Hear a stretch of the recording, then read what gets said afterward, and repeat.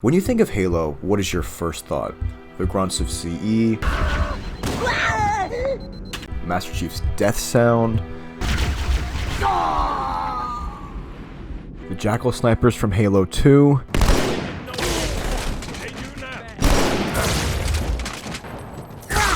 dear God, who thought this was a good idea? When I think of Halo, I personally think of Halo Reach.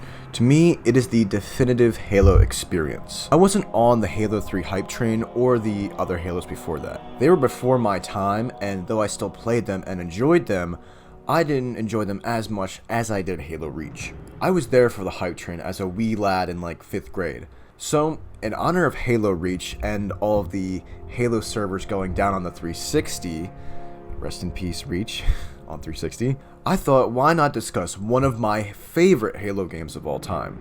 And you all voted for it on the poll, so I thought I would make a video on that. So yeah. So without further speech, let's get into Halo Reach.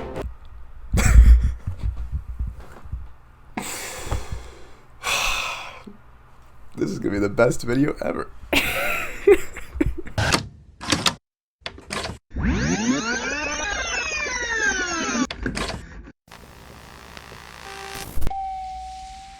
December 13th, 2009. Halo Reach is revealed at E3. Me being 5 at the time, I literally shit myself, because this game looks incredible. Can I just take a second real quick to say that the Xbox 360 was an actual beast? This game ran BO2, Halo Reach, and Skyrim, all of which still look amazing on the 360, and which is actually stunning, because this is such an old console. Anyways, I don't have the date for this news story, but I remember this news station does a story on this dude who's camping outside of a GameStop waiting for Halo Reach. Back then, we had these things called midnight releases, wherein you'd get the game at midnight, seconds after released, and practically be one of the very few people to actually play it first.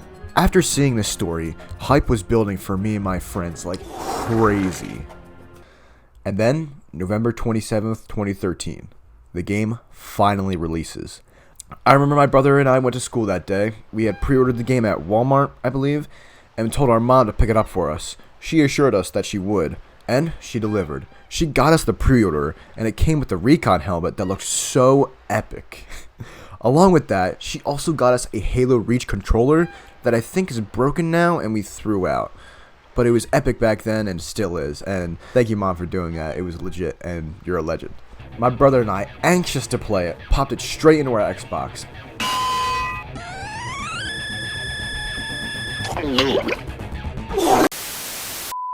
And we played for days. My buddy Alex, who also got it, played with us. Alex would come over and we'd often be playing campaign because I unfortunately didn't have Xbox Live on my account. So whenever we wanted to play online, we'd have to use my brother's account. And he'd be pretty pissed if we sucked at the game because we would ruin his precious KD.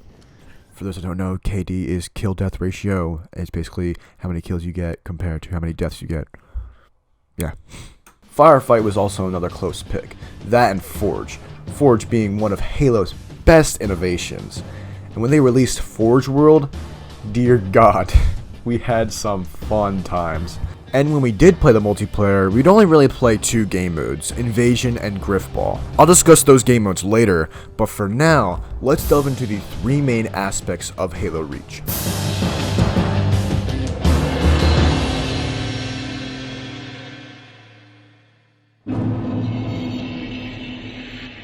First off is the campaign. The campaign in this game is amazing. It starts off with you, Noble 6, being the newest addition to the Noble team. Essentially a blank slate, Noble 6 is your silent protagonist. Although he does speak a little bit, but it doesn't hold much merit into the story or the grand scheme of things. This is actually the first Halo game to not feature Master Chief as a playable protagonist, as developers over at Bungie thought that Master Chief's story concluded with the ending of Halo 3. Having Noble 6 be the shell isn't a bad move though. You can customize Noble 6 using any armors that you get from the multiplayer, meaning you shape and customize your own Spartan, and it's really dope to see your customized Spartan in cutscenes. It's pretty freaking epic.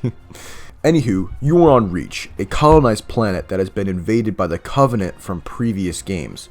A sudden large-scale invasion takes place, and you're unfortunately on the losing side.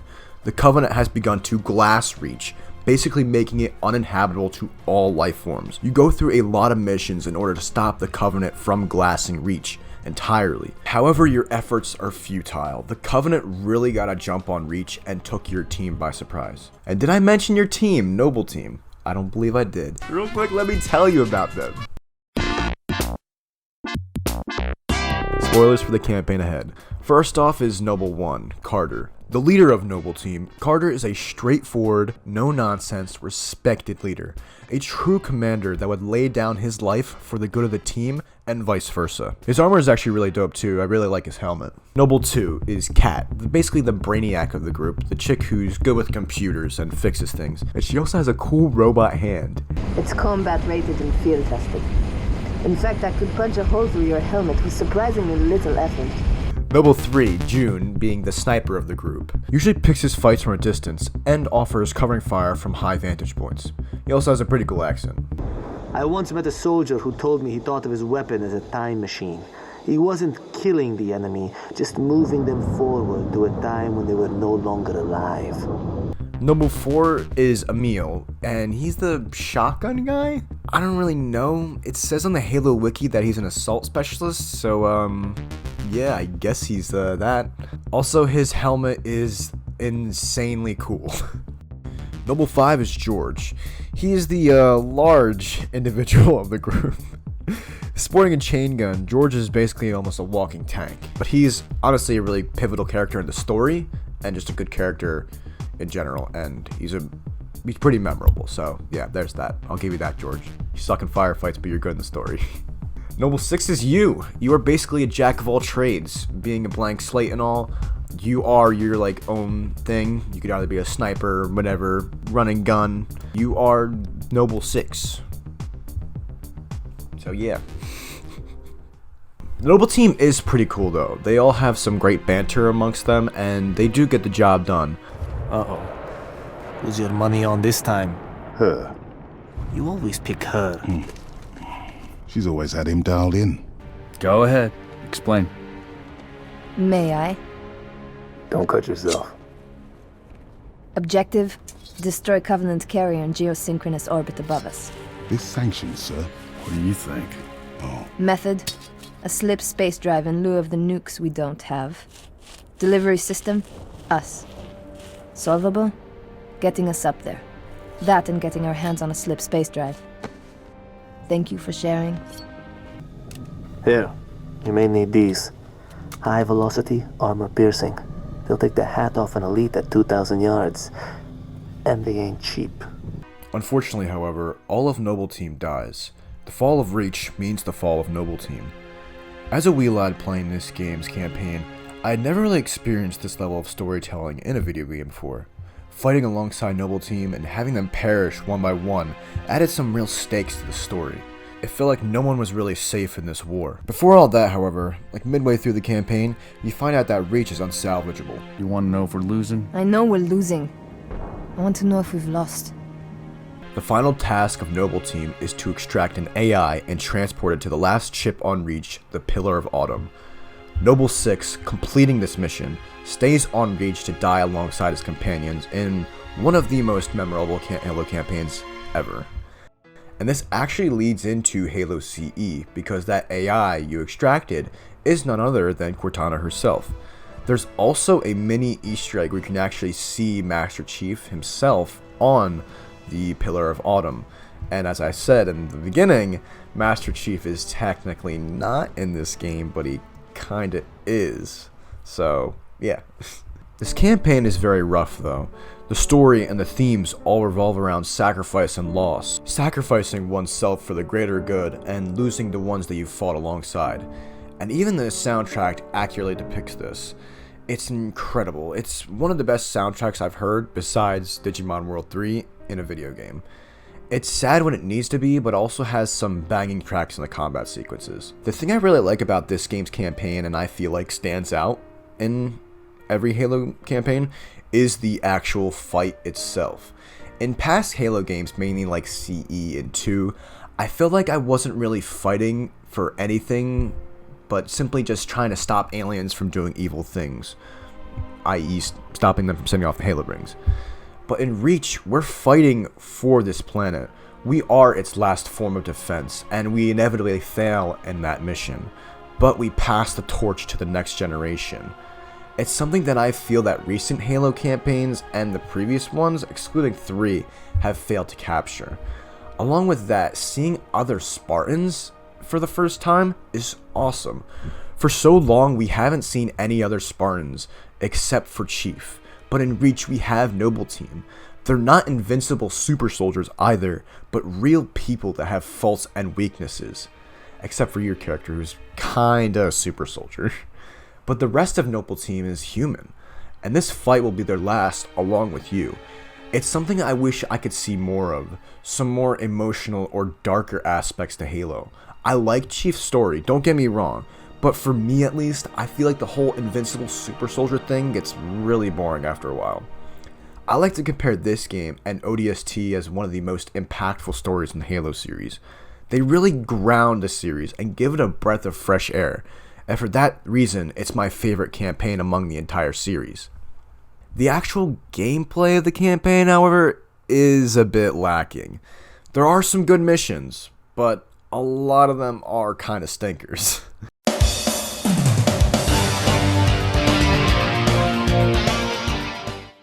A few of my favorite missions are Nightfall. This mission is a semi-stealth mission where you go in and actually discover the Covenant's large-scale presence on Reach. Another one is the Tip of the Spear. You invade the Covenant Spire and try to take down a large Covenant structure to thwart the invasion. However, you discover that the Spire was actually a cloaking device that was hiding a Covenant supercarrier. I love this mission too, because it is also one of the best invasion maps, but I'll get into that later. Long Night of Solace is a nice change of pace from the rest of the missions. You take flight in these longsword vehicles in space to take down these giant Covenant super ships, eventually landing on the ship to take them down by placing bombs on them. Also, George dies here, and it's pretty deep. Bad news is, time is fried. I'm gonna have to fire it manually. That's a one-way trip. We all make it sooner or later. Better get going, Six. They're gonna need you down there. Listen, Reach has been good to me. Time has come to return the favor. Don't deny me this.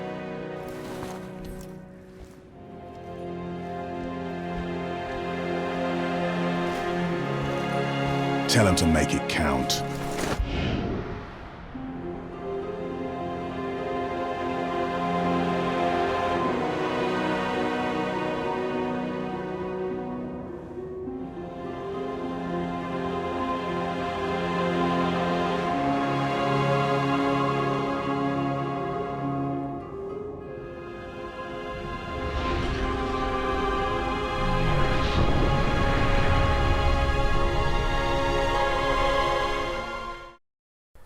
New Alexandria has to be my favorite mission of all though.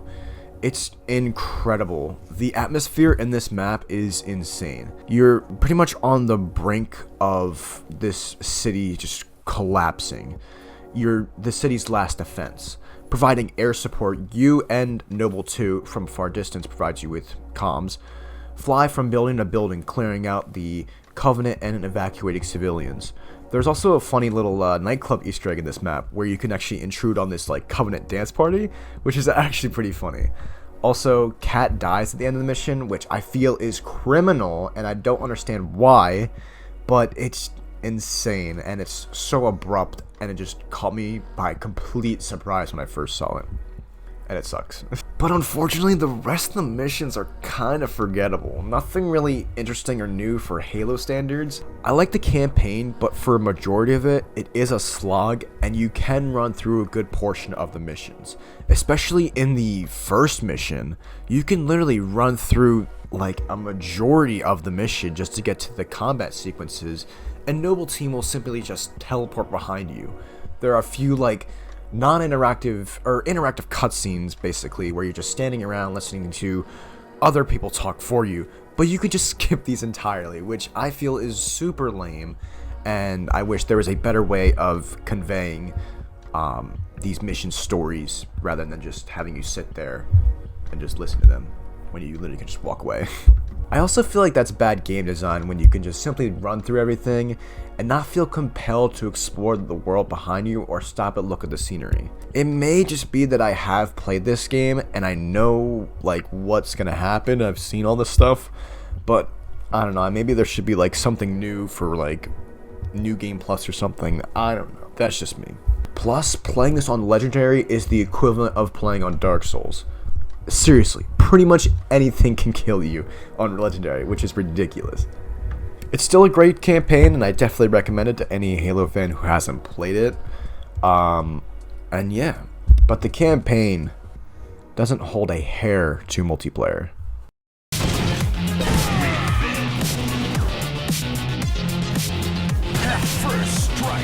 The multiplayer in this game is phenomenal. It's easily some of the most fun I've actually ever had in a multiplayer game. Everything that was added in from like past Halos, everything new addition, be it the army abilities, new guns, game modes, and maps are all awesome. So let's go over them all, shall we? Let's start off with the armor abilities. For first, Sprint. This is the first time Sprint was actually added into a Halo game. It is a bit of a controversial armor ability. Some people say that it ruins the movement and the flow of combat. Others say it's a great addition that helps you get into firefights quicker. Me personally, I think it adds to the flow of combat. Easier to get around and move to cover, reach enemies quicker, grab guns quicker. Everything just flows better with Sprint, I feel. And it's also a nice trade-off, because if you want, you can have Sprint or you cannot have Sprint, be this because this is an armor ability. There is also a literal jetpack in this game. It's okay, it only goes to a certain height and then has like a cap as to how much fuel it has. It can also kill you from the fall damage if you're not careful, but it is still nonetheless a great way to maneuver around like tricky parts of the map or get to higher vantage points. Hologram has to be like my personal favorite of armor ability in the entire game. It is probably the most underused ability. For that reason, that's why I like it, because no one really expects it. Basic overview of holograms: it allows you to shoot out a realistic looking copy of your Spartan, right down to the armor itself. It goes out to a certain distance and then stops. After being shot at, it'll glitch, revealing the illusion, just like a little flicker. But after receiving a lot of damage, be it like running over by a ghost or just being shot by like a wraith or something, it'll actually just vanish entirely. I love to use this because it's really unexpected due to its low usage. It's super fun to trick players using it, and there are also some really wacky bugs with this armor ability. I'll have, for instance, one shown up screen here when I got sniped and shotted out, and it was a completely random Spartan. It wasn't my Spartan, it was pale green, and we were playing team deathmatch, and I don't even know what happened here. Like, that's not me. That is not my Spartan. Evade is like Sprint but on steroids. Usually used by elites, Evade allows you to do a short dash, basically to evade incoming fire or a deadly blow. It's pretty cool, but isn't used much in matchmaking, besides like infection and invasion. Drop shield is like the bubble shield from Halo 3, except it has a recharge and can restore health in the shield. Not a bad armor ability for like using it in team modes, but it's not the greatest out of all of them. Active camo will make you turn invisible, but as a side effect will ruin you and your enemy's radar by displaying a bunch of blips on both radars. It is a very cool armor ability, but has a nice trade-off where if you see those blips on your radar, you know somebody with active camo is close by. And that's all of them. Nothing else. There isn't a single armor ability that I mentioned, or a single armor ability I missed. So, yeah, that was all cool. All the great armor abilities out of the way, and, alright, fine. Armor lock. This is the biggest controversy of Halo Reach. Some think it's way too overpowered, others think it's a semi-good addition. While I will say it is overpowered to death, I feel like it does add a good balance to some of the weapons in Reach. I usually only play Invasion anymore in Halo Reach. I don't really play Team Deathmatch or any other matchmaking mode. So the balance between the Spartans and Elites in Reach, or in Invasion, with Armor Lock is rather fair, I feel. I would compare this almost to Phase Shift in Titanfall 2, as both give you a little window of invulnerability, and allow you to try and get away from a firefight or any other aggressors. So yes, I think Armor Lock is okay. I'm neutral about it. It is overpowered in some regards, but semi-balanced in other aspects. I don't really use it all that much. I only use it in Invasion, or if I'm getting my ass kicked and I just need to change up in my tactics.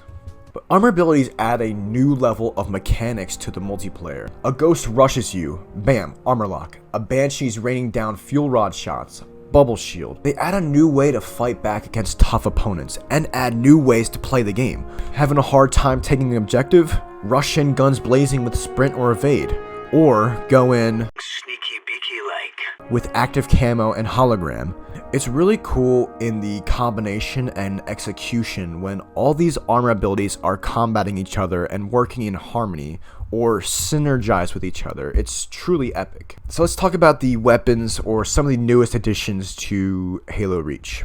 Let's start off with the human guns. The Magnum has finally returned for so long in Halo 2, Halo 3. For whatever reason, Bungie did not like the CE Magnum. And in Reach, it's back, and it's better than ever. Sporting a nice new overhaul, it freaking looks thick as hell. It also packs a nice punch, being able to down a Spartan or Elite after their shields are popped. The assault rifle is back as well, sporting a nice sleek, almost put together in a Rush sort of vibe, with the weapon counter being attached to the gun's railing instead of being built into the gun itself, which is a nice little neat detail that I missed the first time when playing Reach. The DMR is a new addition to Reach. This game's battle rifle, except it being a 3-round burst, it's semi-auto. I like the DMR a lot more than the battle rifle personally. I feel like it adds more marksmanship to the game, and plus the sounds and the look of it are very cool. Shotgun's back, sporting a nice new look. It's a shotgun. It's already epic, being set in Reach, and it looks like a Reach weapon is even better. It's awesome. The sniper rifle is back, better than ever as well, looking very sleek and nice, sporting the iconic Halo sniper sound.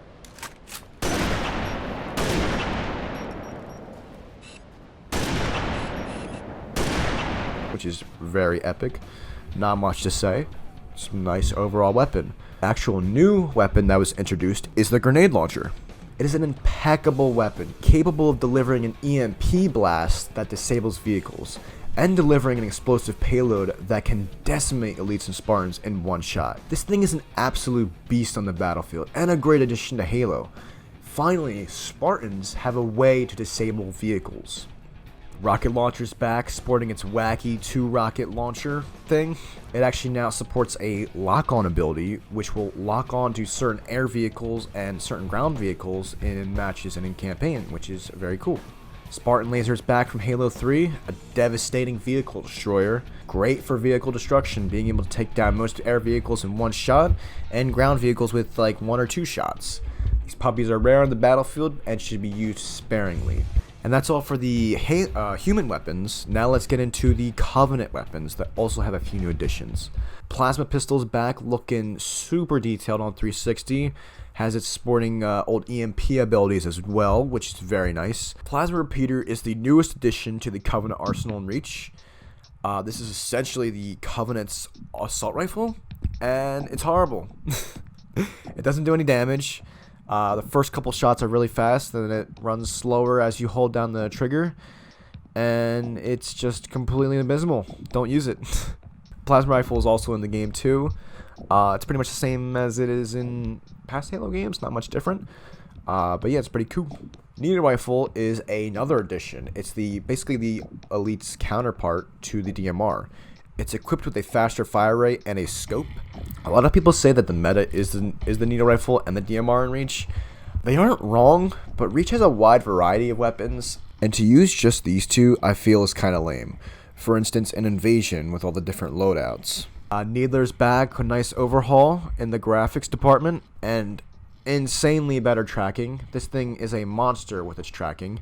Not much else to say. Focus rifle is like a weaker version of the beam rifle. It's okay. It has a really long time to kill. It's really only good for like single targets. If I had to choose between focus rifle and sniper, you're obviously going to go with the human sniper because the human sniper is like instant kill and it does a shitload of damage, whereas this thing just blows. So it's like a real mid-tier weapon. Not a bad weapon to find on the battlefield, but if it's like the only choice I have, I think I'd pick it up and probably use it. No, that's a horrible scenario. It's a horrible analogy. Fuck this gun. The plasma launcher, this functions like the lock-on rocket launcher for the humans, except it's a plasma version that shoots out, or can shoot out, 4 plasma volleys at a time. It's not bad. Also has good tracking capabilities, and could track the shit out of Falcons and Banshees and put some real pressure on them. Fuel rod cannon is like the rocket launcher, but on crack. This thing has like 10 bullets. Each one of them can one-shot a Spartan. It does very good vehicle damage and also has a super fast reload, which is insane. It's really good. Concussion rifle is a new addition. It's like the Covenant's answer to a shotgun. It lobs these projectiles that'll move you around and you can flip over vehicles very quickly. Overall, it's a good gun. And how can I not mention the Covenant's staple weapon? The gravity hammer, baby. It is a staple of their arsenal. This thing is awesome. Joking. It's the energy sword. The energy sword, it's awesome. It's dope. It looks cool as hell. Functions like an absolute beast. What more can I say? It's the energy sword from past Halos. It's amazing. As far as the gravity hammer, this thing's horrible. I don't know. Like, why would you use this? It's terrible. Yeah, those are all the weapons in Reach, I believe. If I missed a few, let me know, because I think I almost missed the concussion rifle when I was writing the script. So yeah, but a lot of great additions to the weapon sandbox that are actually in other games like Halo 4 and Halo 5 that made it to other games, which is actually pretty cool that Reach came out with these. Pretty dope. Lastly, probably one of the greatest additions to Reach are the assassinations. If you go behind an enemy in Reach and hold the melee button, you perform a move known as an assassination.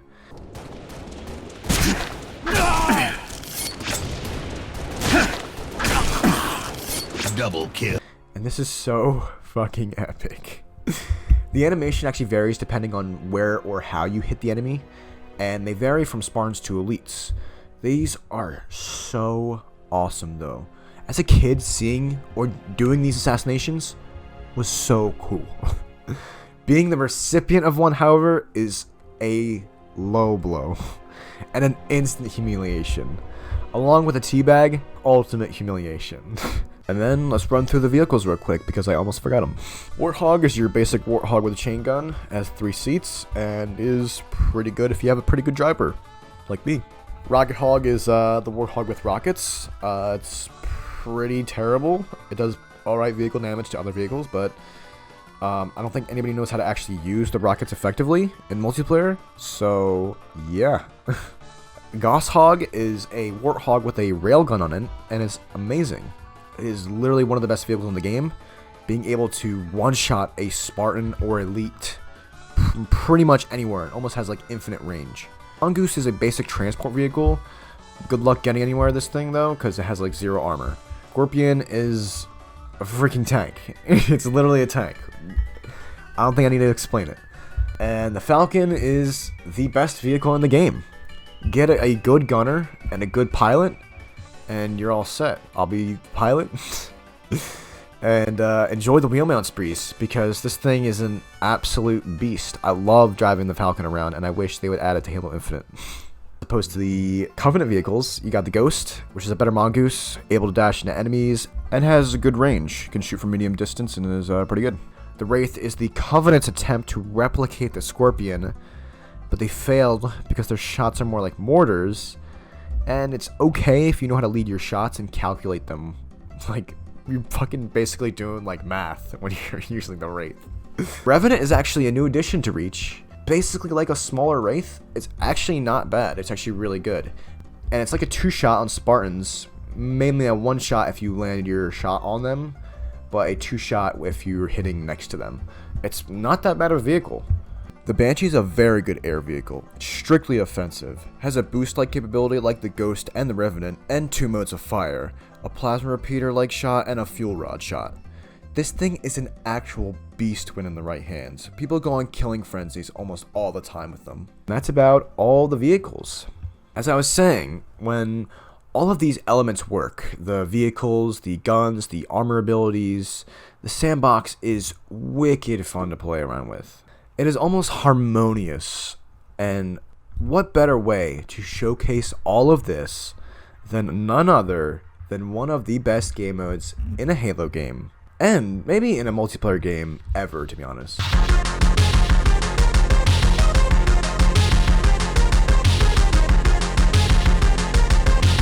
With Reach comes a new game mode called Invasion. and it's by far my favorite game mode in the entire game. Invasion puts two teams up against each other, Elites and Spartans. In the first round and on certain maps, Elites or Spartans will be guarding 2 points, and the opposite team will be trying to invade and capture these 2 points. Once 1 point is captured, both teams advance further into the map. The nap. They're going to fucking bed. Once 1 point is captured, both teams advance further into the map, gaining new loadouts with each point capture. In addition to gaining these loadouts, you also gain new vehicles, and for some maps you gain some really heavy vehicles, which is a buttload of fun to play around with. After capturing the second point, a core is revealed by the defending team, and the game ends either by the defenders defending the core or by the attackers capturing said core. The best map to play Invasion, in my opinion, is on Spire, because A, it's a great map in general. It makes you actually feel like you're in a real war zone. You have great vehicle and weapon spawns, like you get the freaking sniper rifle, you get the focus rifle, I'm pretty sure there's a fuel rod cannon somewhere. There's a human shotgun, there's the plasma launcher, and a bunch of other weapons and vehicles that are mega fun to play around with in this map. And there's actual voice acting in this map, from the Elite Commander and the Spartan Commander. It's so cool, and something I haven't seen in other Invasion maps. It is awesome. Except Boneyard. Boneyard is fucking horrible, though. It's so cool, it actually makes you feel like you're in your own little campaign segment. Take the access points to knock down those barriers. That did it, Spartans. Now move up on that spire. Excellent work, Spartans. Package is secure. Time to go.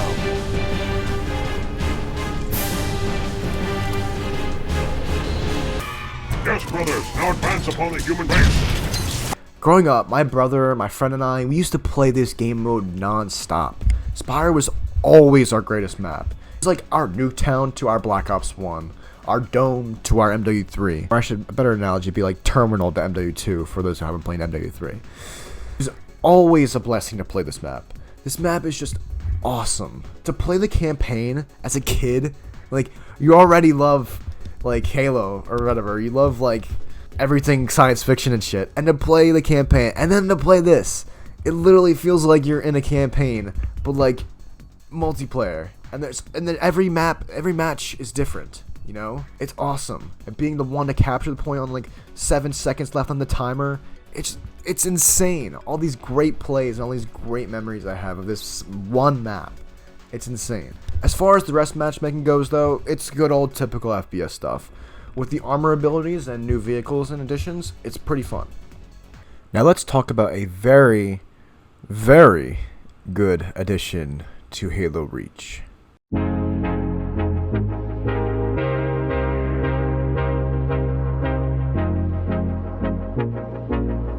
Just the sheer amount of different armor pieces you can put on your Spartan, and like helmets and visors and chest plates and stuff, is immense.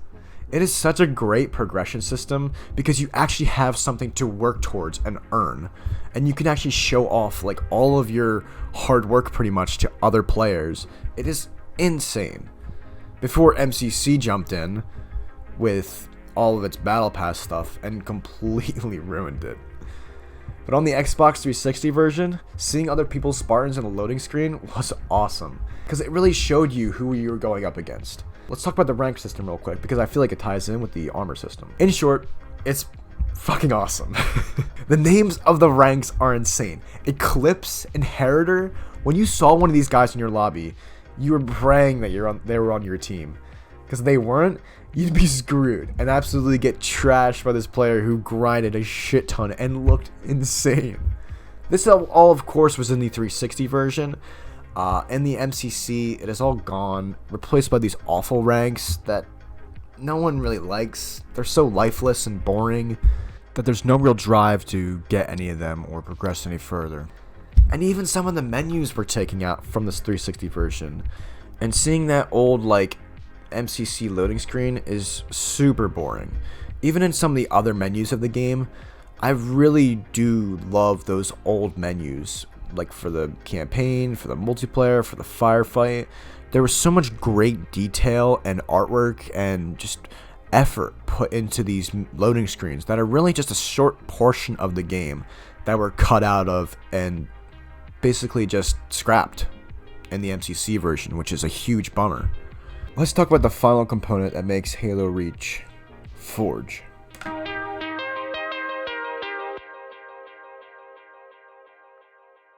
Forge is a sandbox mode that first started in Halo 3 and was implemented and updated to Halo Reach, and it is amazing. It is some of the most fun I've had playing with others in a multiplayer or just couch co-op mode. I have countless memories of playing Halo Reach Forge with my friends. It's crazy. One that stands out in my mind is when my brother had the grid structure and my friend and I would hop on and he would launch us across the map. It was hilarious. He would also just like crush any vehicle we were trying to fly around in or like just drive around in, and it was just so much fun.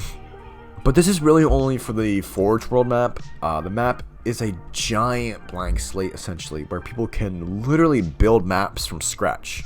When Bungie released this, they even picked a few maps to be in multiplayer modes, matchmaking modes. It's such a cool thing, really, and a great way to involve the community. In Halo 3, there were a bunch of user-created levels from Forge, and they basically just redid it in this game, and it's amazing. It's a really cool addition. Forge World was a DLC map back then, but for MCC, it does come with the game, so that's a huge bonus, and I have to give it for MCC to not resell the old DLC. But Forge World in itself is a literal 10 out of 10.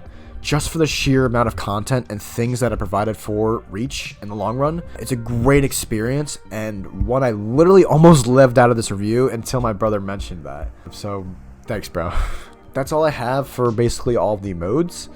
I would talk about Firefight, but I rarely play it. The times I did play it, however, were fun, so I have no real quarrels with it. So yeah, that's about it for Reach.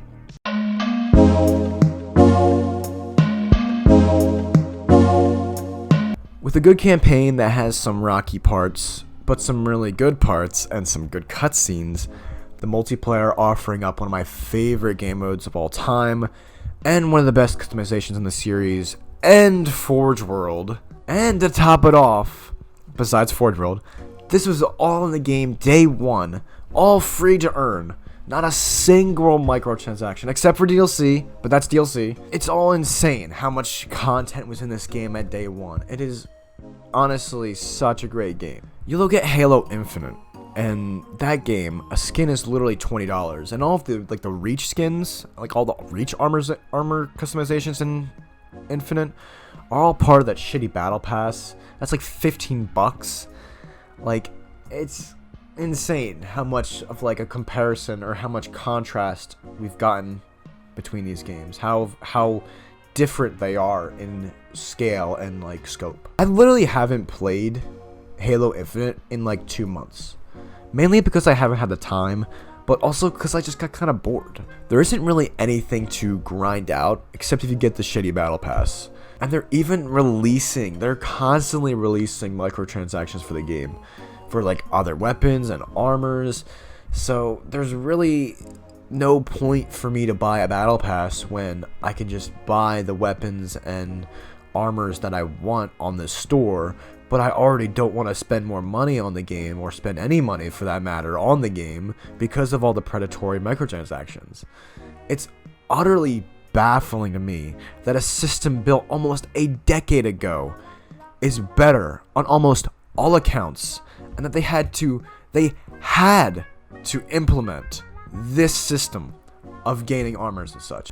If this is because of the free-to-play model, like, let me pay $60, because I'd rather pay than constantly pay for new skins and weapons. I'd pay one $60 flat, grind out all my shit that I want, get it that way. Because I don't want to spend $15 on one skin, and then next week comes out a better skin that I want. Next week comes out a better armor. Next week comes out a better gun skin that I want.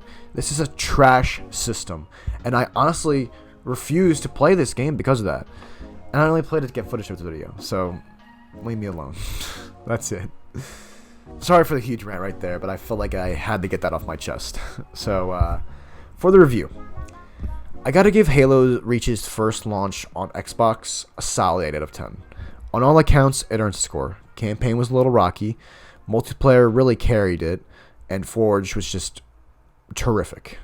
As far as the MCC version goes, it's a 6.5 out of 10. With the customization and the disaster that is MCC matchmaking at points, I will literally get booted and then get banned for things I didn't do. Like, someone leaves a match and then I get banned because someone left the match and was like the host or something. And I don't know, this was a while ago, but that did happen to me. And that was very infuriating, and I know something that would not happen in 360 version of Reach. So there's no way around it. Plus, they butchered the customization, and that peeves me a lot, honestly. I really like the customization and the credit system in Reach. But yeah, that's about it. 6.5 for MCC and 8 out of 10 for Xbox version for the original release. So that's the review. Tell me what you thought of it in the comments below. Let me know what your favorite Halo game is, because I want to see where everyone stands on like games. I feel like Halo Reach is mine. So I want to know what your guys' favorite Halo game is. Share some stories about like Halo in general. I love hearing your guys' stories. I remember this one. It was very early on in like Reach's lifespan. For some reason, we just like straight up stopped playing Reach. Like, I remember like there was one point where we like hated the game. I don't know why, but we just hated the game. And then after a couple months, we just decided to start playing it again because we literally had nothing else to play. So let me know your stories in the comments below. Subscribe or follow me on my socials. Join the Discord. And yeah, stay rad. Peace. I almost forgot the peace sign there. Later. Bye.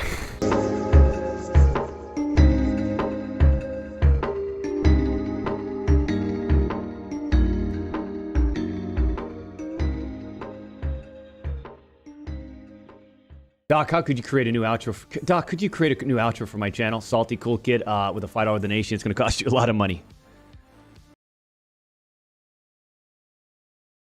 I doubt you could even imagine it.